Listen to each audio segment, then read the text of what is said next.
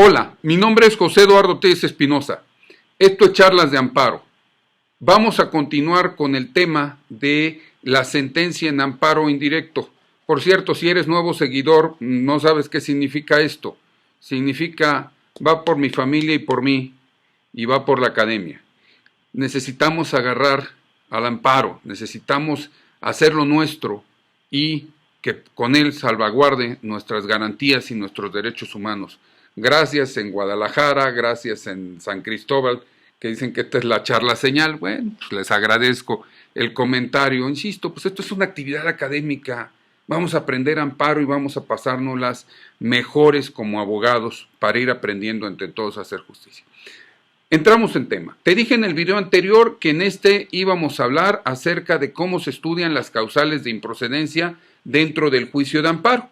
Y dentro de las causales de improcedencia en el juicio de amparo se establecen en el artículo 61 de la nueva ley de amparo, antes 73 de la ley de amparo. ¿Por qué te voy a seguir hablando de la anterior ley de amparo? Si no has visto otros videos, te lo explico el día de hoy. Ve al artículo 6º transitorio de la nueva ley de amparo.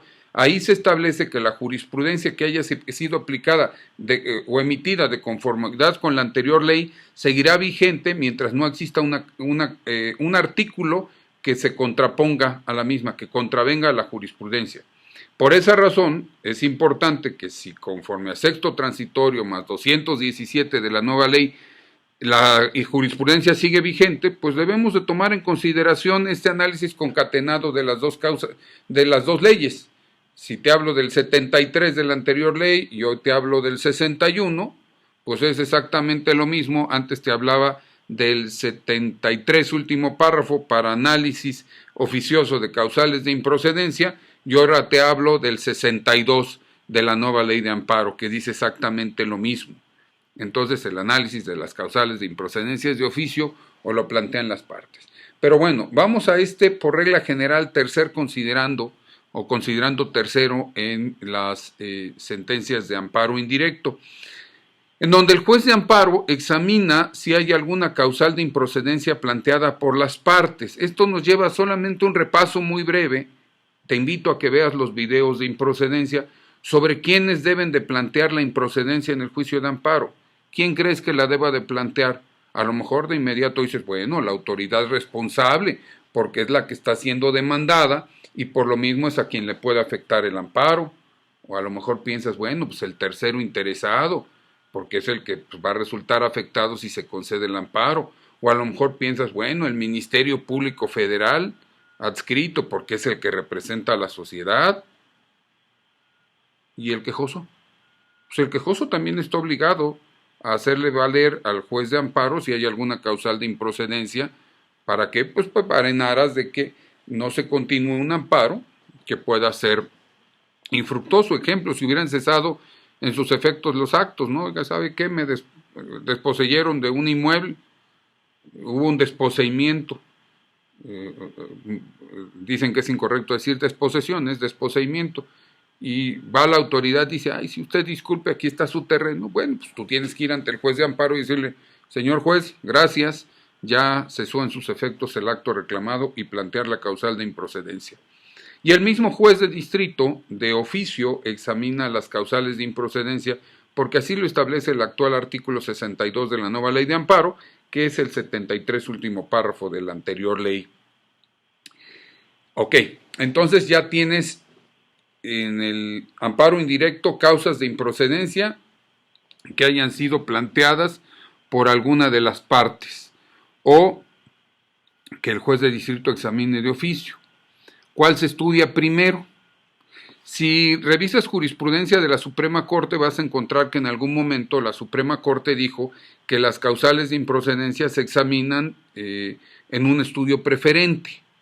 Por allá en 1993, que era yo secretario, me decía mi muy querido maestro, el doctor Arturo Iturbe Rivas, que había un análisis preferente, nos ponía el ejercicio sobre todo, si hay definitividad y hay extemporaneidad, esto es, si existe la obligación de agotar un recurso ordinario o está en tiempo la demanda ¿cuál es preferente? Y entonces pues llegábamos a la conclusión, pues primero para saber si corrió el término, entonces hoy plazo de lo que es de hasta 15 días para promover la demanda de amparo, pues primero tenías que saber si sí procedía el amparo y entonces pues por regla general te ibas a definitividad.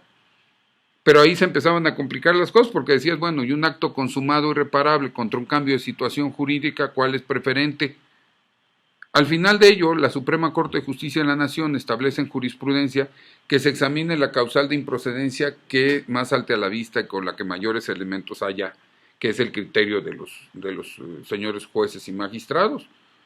Si con esta tengo más elementos, pues empiezo por esa causal, porque es la que está plenamente demostrada. Examinas entonces si el juez de distrito advierte una de oficio y están algunas otras argumentadas por las partes, pues el juez puede empezar por donde él quiera, sobre todo por aquella que se actualice de manera preferente. Pero ahora viene un planteamiento muy importante. ¿Cómo se plantea la causal de improcedencia para que el juez de distrito la pueda examinar? Esto va sobre todo para las autoridades responsables en sus informes justificados.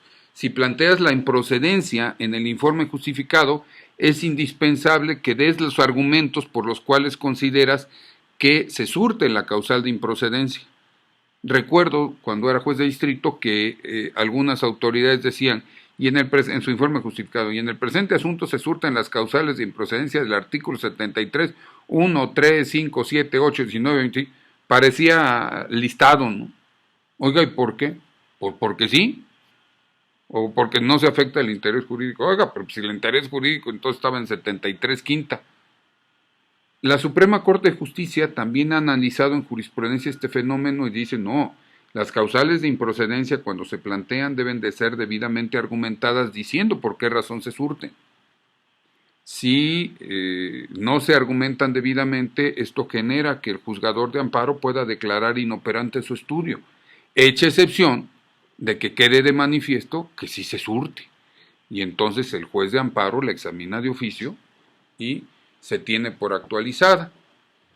Entonces, lo primero que dijimos es en qué orden se estudian, pues en la que tenga más elementos el juzgador para que se surta la causal. ¿Cómo se argumenta? Pues diciendo por qué razón se actualiza. Un tercer punto que vale la pena tomar en consideración, existe jurisprudencia de la Suprema Corte que dice que la improcedencia no puede estar vinculada con el estudio de fondo del asunto y en consecuencia, si es así, se debe desestimar.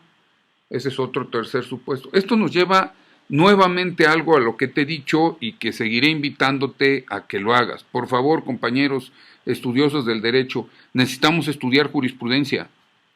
Jurisprudencia desde el punto de vista mexicano, que significa los precedentes que vamos estableciendo los distintos tribunales, sea los tribunales colegiados, los plenos de circuito, las salas de la Suprema Corte, el pleno de la Suprema Corte, también la Sala Superior del Tribunal Electoral del Poder Judicial de la Federación, la jurisprudencia de la Corte en las controversias constitucionales y acciones de inconstitucionalidad, están en el 105 de la Constitución, porque pues, todos esos criterios son obligatorios y desde ese punto de vista, vinculándolo sobre todo la de amparo con 217 de la nueva ley de amparo, en donde se establece que la jurisprudencia de la Suprema Corte de Justicia de la Nación es obligatoria para todos los tribunales, la de pleno de circuitos para todos los tribunales que estén dentro de ese circuito, la de tribunales colegiados de circuito para todos los tribunales dentro de ese circuito, salvo los demás tribunales colegiados. Y pues desde luego los juzgados de distrito no emiten jurisprudencia, señores, no hay jurisprudencia de juzgados de distrito. En ocasiones vienen y dicen, oye, pues es que el juez tal de distrito, número tal de distrito, ya emitió 5 veces en el mismo sentido. Bueno, pues mucho gusto, significa que tiene un criterio firme ese juzgador, pero no es obligatorio ni es vinculante para los tribunales. Estudio entonces indispensable de la jurisprudencia. ¿Dónde la puedes encontrar? www.scjn.gov.mx. Próximamente haremos algunos otros videos de cómo estudiar la jurisprudencia. Y mientras también los viernes sale la actualización y charlas de amparo, pues te la comparte cada viernes. Nosotros lo hacemos desde agosto del 2013. y gracias a Dios en diciembre del 2013 la Suprema Corte de Justicia de la Nación la pone al alcance de todo el público. Bueno, entonces ya te hablé de improcedencia, cómo se estudian las causales de improcedencia, en qué orden, digo el que más se actualice. 2, cómo se argumentan por las partes, quienes las deben de argumentar. 3, se pueden plantear de oficio. 4, deben de estar fehacientemente demostrada y no inferirse con base en presunciones. Es otra jurisprudencia de la Suprema Corte que establece que la improcedencia así se examina. Estamos hablando de amparo indirecto nada más. Cuando entremos a revisión, pues ahí vamos a hablar del 64 segundo párrafo, cómo se deja en lista ahora el asunto, cuando se surte diversa causal y demás.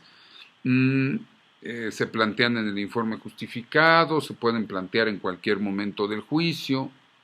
Técnicamente, pues se pueden plantear hasta la etapa de alegatos de la audiencia constitucional, pero como es de oficio, pues en cualquier momento se puede surtir la improcedencia. ¿Qué es lo que sí? Pues en caso dado de que se llegue a determinar que es improcedente el juicio de amparo conforme al 74 cuarta, fracción cuarta, entonces la sentencia debe contener las consideraciones y fundamentos legales en que se apoya el juez de distrito en este caso para sobreseer en el juicio de amparo. Y entonces pues, se examina la improcedencia. Así de sencillito. Hasta ahí vamos a dejar esa parte. ¿Por qué? Porque ya tenemos 18 videos o más acerca de cómo son las causales de improcedencia. Pero lo importante es que si el juez de distrito detecta las causales de improcedencia, pues determina la improcedencia y sobresee en el juicio. Aquí es muy importante que el sobreseimiento en ocasiones puede abarcar a todos los actos. Por ejemplo, una extemporaneidad de demanda pudiera generar la improcedencia de todo el juicio, pero, por ejemplo, alguna causa de improcedencia referente a definitividad del acto reclamado, pues esta puede ir dejando en el camino de esta sentencia estos actos. Mira, este no te lo examino porque es extemporáneo. Pero este sí, este estás en tiempo. A lo mejor este lo consentiste, pero este estás en tiempo y lo estás haciendo valer por un vicio propio.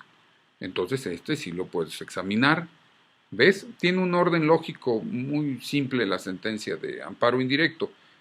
Competencia, existencia del acto reclamado y, como tercera parte, estudio de las causales de improcedencia, dependiendo de los actos, y se debe de ir sobreseyendo por cada acto si fuera el caso, en caso dado de que no abarque a todos, y si trae como consecuencia el sobreseimiento total, pues viene una consideración en el sentido de sobreseer en su totalidad el juicio, y si no, pues solamente será por actos específicos, y entonces citas la causal de improcedencia del 61 y la vinculas, te invito, vamos a nuestra ley de amparo, con el 63, fracción quinta, que dice: el sobreseimiento en el juicio de amparo procede cuanto, fracción quinta, durante el juicio se advierta o sobrevenga alguna de las causales de improcedencia que se refiere el capítulo anterior,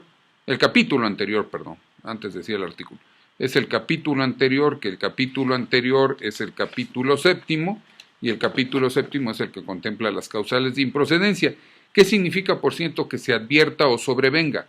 Si advierta significa que cuando se presentó la demanda, pues técnicamente ya era improcedente el amparo, pero las causales, las pruebas vinieron durante el juicio, quedó debidamente demostrado durante el juicio. Que sobrevenga la causal de improcedencia significa que con posterioridad a presentada la demanda de amparo, apareció un motivo posterior a la fecha de presentación de la demanda de amparo que hizo que fuera improcedente el amparo. Eso significa sobrevino la causal de improcedencia. Y ahí es cuando se sobresee. También, acuérdate que dijimos, es competencia, existencia, improcedencia. Vale la pena destacar que, aunque ya lo vimos en la parte del sobreseimiento, también pudiera darse un sobreseimiento por desistimiento de la demanda. En este tipo de casos se genera desistimiento o no ratificación. Normalmente estos son fuera de sentencia, fuera de audiencia, 63 primera, un 63 segunda, si no acredita sin causa razonable haber entregado los edictos para su publicación. Si se muere el quejoso y la garantía solamente afecta a su persona, el acto reclamado solo afecta a su persona. Si no está el acto reclamado, se sobresee por inexistencia, y si durante el juicio se advierte o sobrevino alguna de las causales de improcedencia que se refiere al capítulo anterior, también se sobresee. Pero ¿qué crees? Si logra pasar la competencia, la existencia del acto, la improcedencia, viene ahora sí el estudio de los conceptos de violación, pero de eso vamos a hablar en el siguiente video. Cómo se hace el análisis de los conceptos de violación en una sentencia de amparo indirecto. Y mientras eso sucede, mi nombre es José Eduardo Telles Espinosa. Esto es Charlas de Amparo.